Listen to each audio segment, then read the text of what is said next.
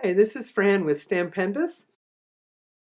I decided that the slim wood grain, which I know is kind of hard to see in my photo here, but I decided I'd show you some very fun things to do with it. And while I had one idea in mind, Laura did this fun one with the whitewash look, and that just got me started on some even more fun things. So we did the grain going the long way, and it has a little bit of a knot hole on one side, lines up very easily side to side.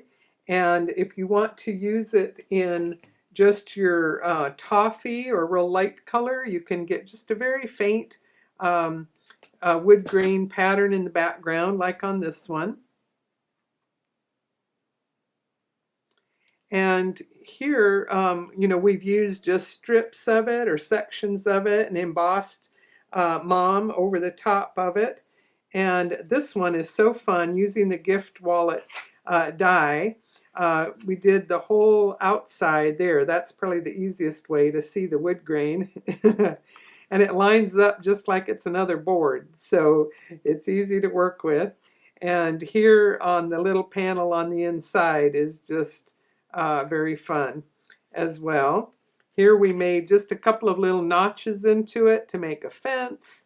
And over here, I thought this was just so fun. So this was simply embossed with white on craft paper, and it just gives you a really nice whitewash look. So let's move a few things, and I'll do a little bit of stamping and embossing for you. I've got three different values of brown ink, and starting with the lightest one, I'm going to just go all the way through the middle, and then I'm going to add in some more of the dark, and I'm kind of tipping my ink pad and kind of going at an angle here, following the length of the wood grain. And I actually haven't tried this yet, so we'll see how it looks. And now I've got my darkest brown, and I'll make sure I do that on the outside edges. And then I'm just streaking it through the middle. Make sure I cover all of the areas. And I'm working pretty quick here, so hopefully I'll huff on it real quick. And we'll see how it stamps here. I've got a light color paper.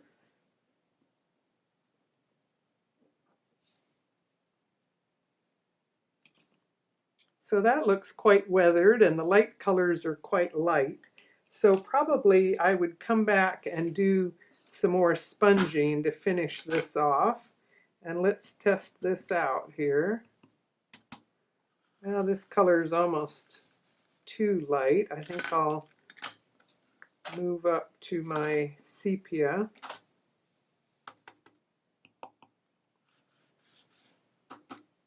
And again, if anything, I want some vertical streaking to it.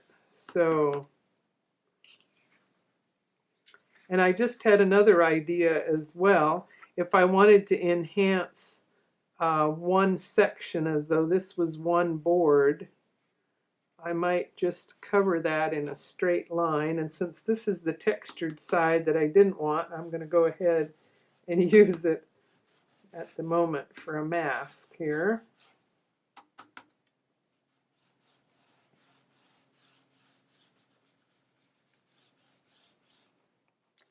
So anyway, you can see how it's going to work, and you can create as wide an area as you want. It'll repeat nicely.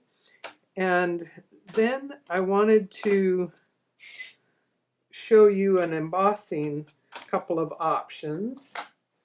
So I'm going to clean this off.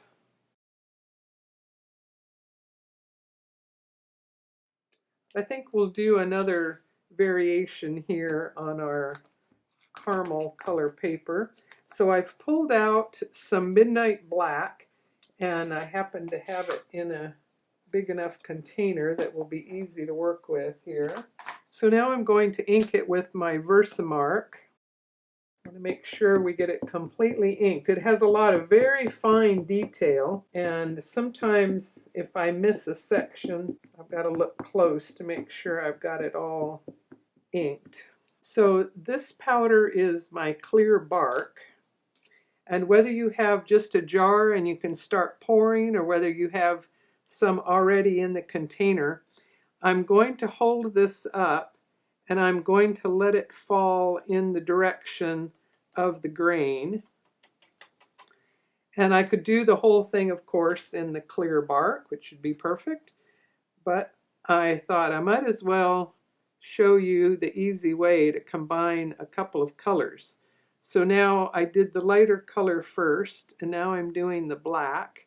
Looks like I may have missed powder on that edge, and you can turn it either way here,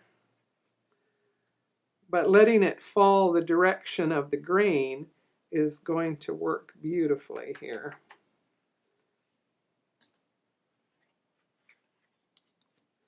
Okay, and these clear powders are probably going to make it look more like a varnished wood.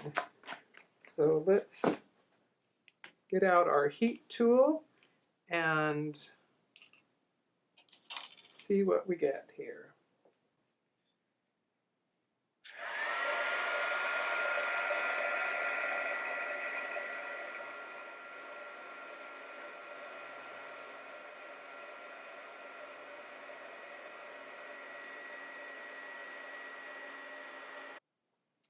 Yeah, that's very fun because now I have the shine. You can see that a little bit. So pull out the different colors of brown inks that you have and experiment with different colors of paper. Even the grays and everything are interesting. So here was one where I embossed with white on the gray paper, and I didn't even do any more sponging, which you could do to enhance that. But then look at this one. This was so fun. I decided, since we'd worked it into some of our waterfront themes, that doing these interesting colors would be very fun. And I wanted to mention on the white real quick, we have detail, regular, and a chunky white, and the detail would really capture all of that detail, and certainly the regular works great, which is what I used here. You probably don't want the chunky white unless you're prepared to heat it from underneath. It will build up a much thicker layer, but you'll lose some of the detail just because it's such large particles. But then on this one, with the darker gray paper, I thought it would be so fun, and I combined 3 different colors. I had my white embossing powder, and I also had the floral blue light from the Floral Garden grouping, but it has sort of variants of color to it that make it really fun. And then this is my wintergreen. And those 3 together were just so much fun that I'm going to work that into a card with some of my waterfront themes.